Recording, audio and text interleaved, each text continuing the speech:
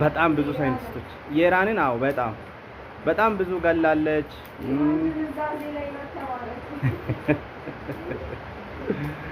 እውነትም ደንዝዛለች እኮ። በእርግጥ አቅምም ላይኖራት ይችላል፣ ግን ቢሆንም በጣም በቃ በጣም በስማ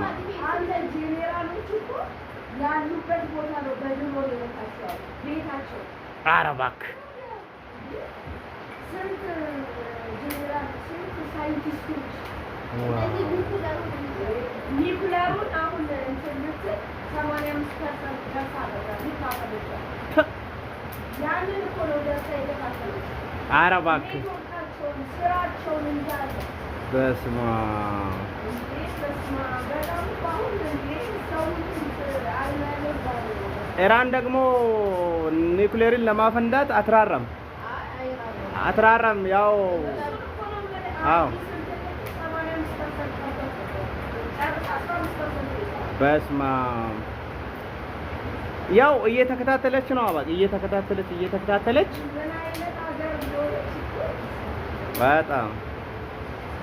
በጣም